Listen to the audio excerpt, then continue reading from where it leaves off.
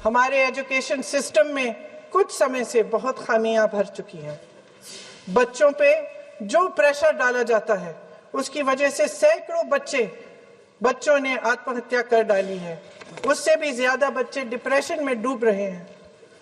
परिवारों पर बच्चों को पढ़ाने लिखाने के लिए घूस, capitation fees, tuition fees, coaching fees आदि के घिनौने दबाव हैं। लोन लेने पड़ते हैं, सामान बेचना पड़ता है और उसके बावजूद कोई गारंटी नहीं कि उनके बच्चों के भविष्य मजबूत बन पाएंगे, क्योंकि बेरोजगारी चरम पे है।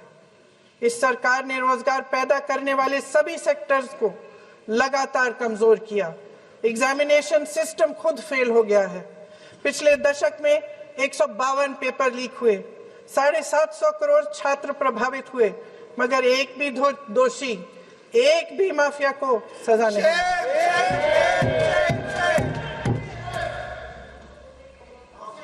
हमारे एजुकेशन में आरएसएस के प्रचारकों को भर भर कर उसे खोखला बना दिया है।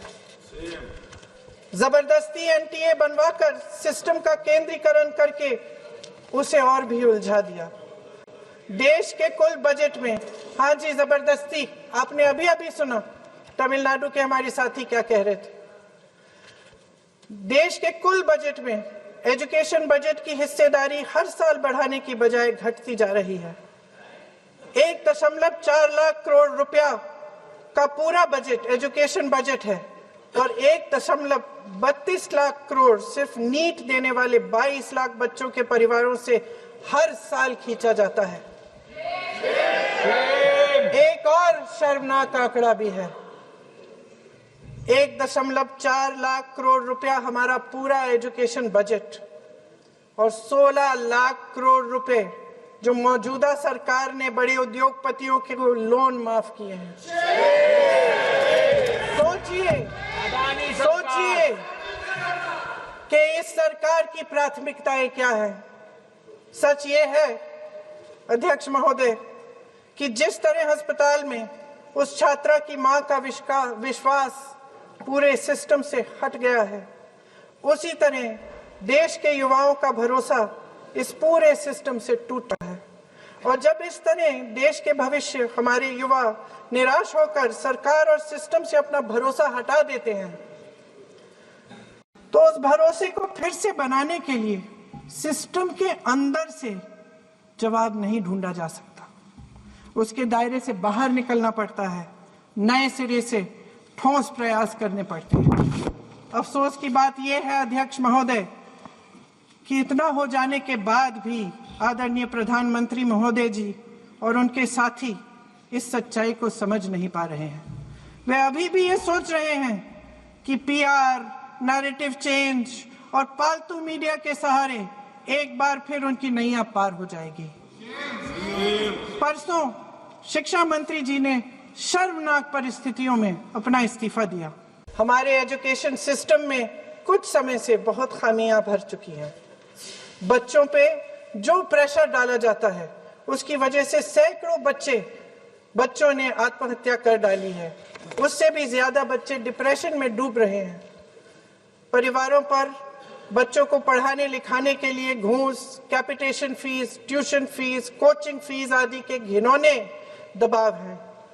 लोन लेने पड़ते हैं, सामान बेचना पड़ता है और उसके बावजूद कोई गारंटी नहीं कि उनके बच्चों के भविष्य मजबूत बन पाएंगे, क्योंकि बेरोजगारी चरम पे है। इस सरकार ने रोजगार पैदा करने वाले सभी सेक्टर्स को लगातार कमजोर किया। एग्जामिनेशन सिस्टम खुद फेल हो गया है। पिछले दशक में 152 पेपर लीक हुए, 750 करोड़ छात्र प्रभावित हुए, मगर एक भी दोषी, एक भी माफिया को सजा नहीं।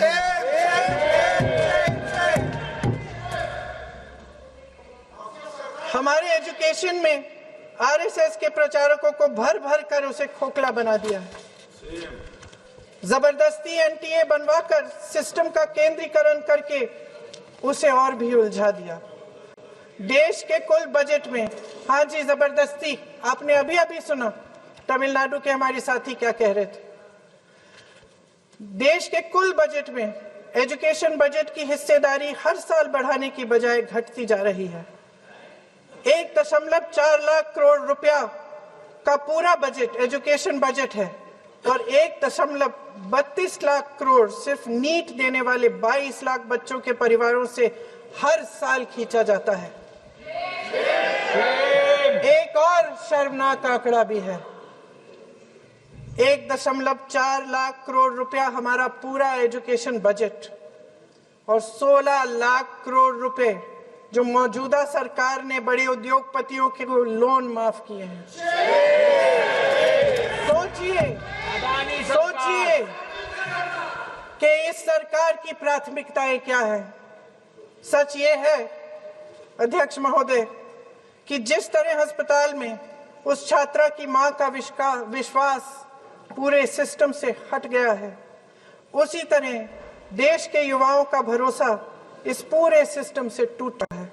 और जब इस तरह देश के भविष्य हमारे युवा निराश होकर सरकार और सिस्टम से अपना भरोसा हटा देते हैं, तो उस भरोसे को फिर से बनाने के लिए सिस्टम के अंदर से जवाब नहीं ढूंढा जा सकता, उसके दायरे से बाहर निकलना पड़ता है, नए सिरे से ठोस प्रयास करने पड़ते हैं।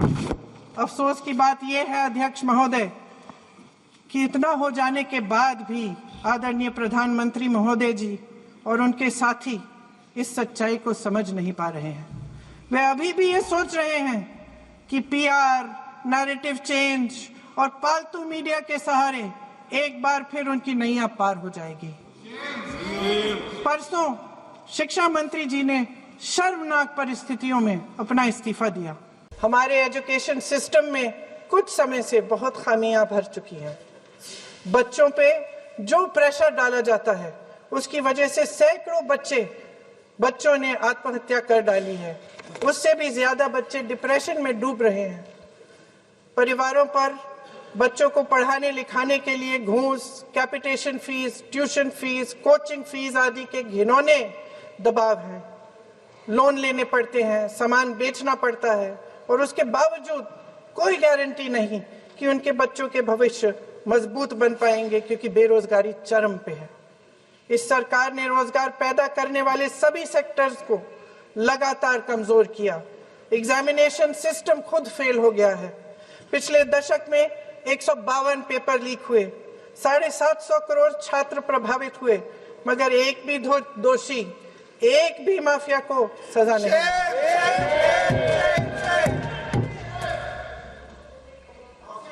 हमारे एजुकेशन में आरएसएस के प्रचारकों को भर भर कर उसे खोखला बना दिया है।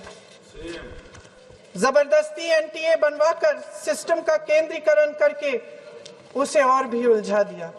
If you like this video, then like, share and subscribe to Mirror Now.